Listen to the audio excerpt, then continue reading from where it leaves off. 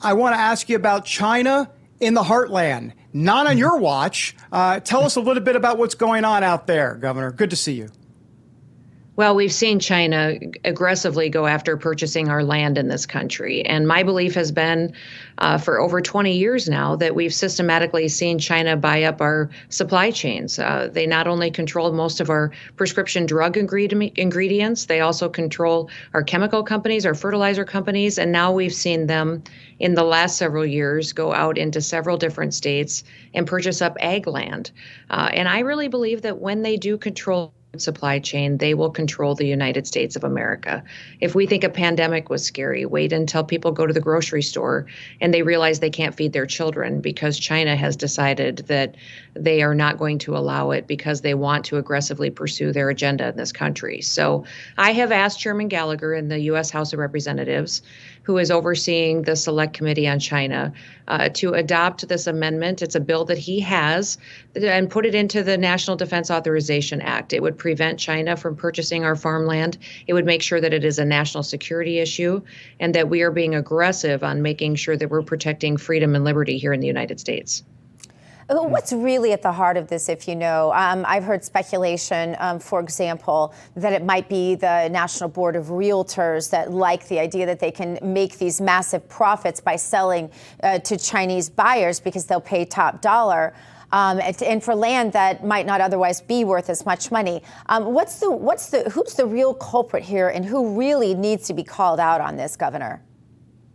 Well, I think it's the leadership of the United States of America. We have to put America first and decide that this is a national security issue, that it is a real threat and danger to our people if we have a communist country owning property next to our security interests. For instance, here in South Dakota, we have Ellsworth Air Force Base. It is going to be the home of the next generation bomber.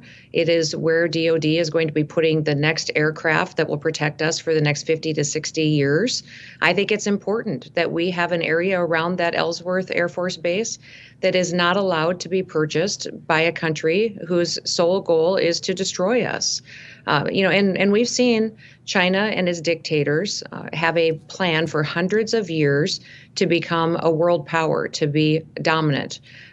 We have the people of the United States, which I fear in this day and age are not even willing to be inconvenienced in order to protect our national security. So it's an education process, and we have to show them how things are fundamentally changing here in the United States, how aggressive China is being, and make sure we're putting in place policies that really do protect our freedom.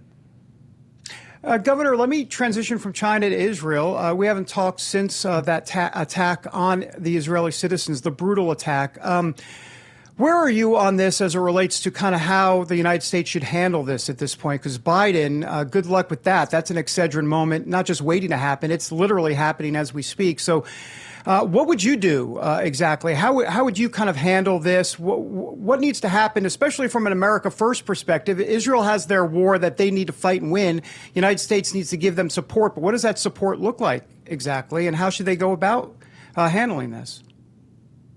Israel's our greatest ally, and it has been for years. And it is a country that we need to be strong and out front with, and have their back and give them assistance. I'm so grateful that they have a strong prime minister in Netanyahu right now who recognizes the real threat that Hamas is to their country and to their people. And we need to be very, very clear. I think the Biden administration has completely muddled the message of how important Israel is to us. And I think that they've tried to be politically correct instead of really being leaders on making sure that we're educating people on what the true goal is here. This is not about any kind of an agenda other than Hamas is seeking to destroy the Jewish people and bring them into extinction. And we will not stand for that. So my prayer is that we continue to be Israel's strongest ally, that we are there to stand beside them and with them through this time, and to allow them to take the action that they need to take to protect their country and their people. They are democracy in the middle of a region that is filled with conflict and has been for hundreds and hundreds of years. They're critically important important not just to our national security here in the United States, but for me specifically as a Christian, we grew up recognizing that they were God's chosen people and that we are to support them, to be with them, and to pray with them, and to stand with them. And to see different people lose sight of that in recent days because of this conflict has been absolutely devastating and heartbreaking for me, because I truly do believe that the blessings of our country come from also standing with Israel during this time. So there can't be any confusion on where the United States of America stands in this conflict. We stand with Israel. Well, we keep telling them that they need to take a timeout. I don't know when timeouts started in wars, but this is a new concept on most Americans. Regarding the hostage situation, I'm very concerned about this, Governor Noem. Maybe you know more than I do, so I'm just going to ask you.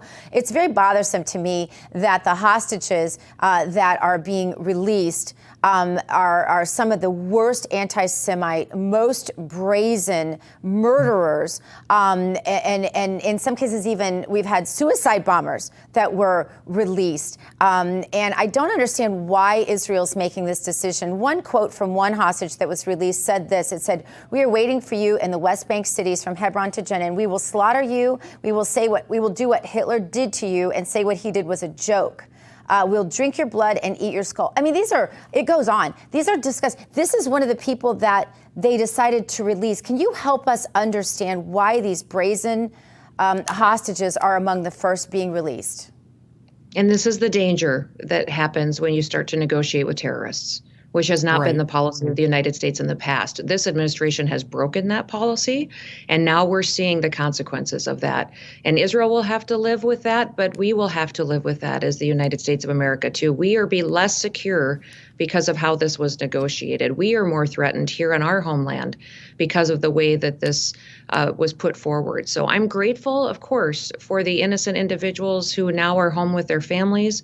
And we all are thankful that that is a blessing they get to enjoy today. But what we also have done is proliferated a policy now that will end up with Israel losing, us losing, but also the Jewish people continuing to face unprecedented horrors because of what has happened the last few days. Governor, I got to get over to politics for a quick second before we let you go. If I look into our active chat, our audience, who loves you, by the way, they will just keep saying, Kristi Noem for VP, Kristi Noem for VP. And then there's another one. Oh, look, Kristi Noem for VP. What do you say to those people? What do you want to say to our audience? Well, there's a lot of people they're talking about for vice president. I think that I have for long supported President Trump. I think he had his priorities right when he was leading this country, and he allowed me as a governor to do my job, which I'm incredibly grateful for. Now with Joe Biden in the White House, I'm on defense every single day. So I think during this time, everybody needs to recognize how important it is to get him back in the White House so that we can continue to be the greatest country in the world and we can continue to protect our country. I'll do all that I can to be helpful, whatever that effort is. I think he needs to pick the vice president that helps him win. I don't want him to win, and that's going to be his decision and his alone, and I trust him with that.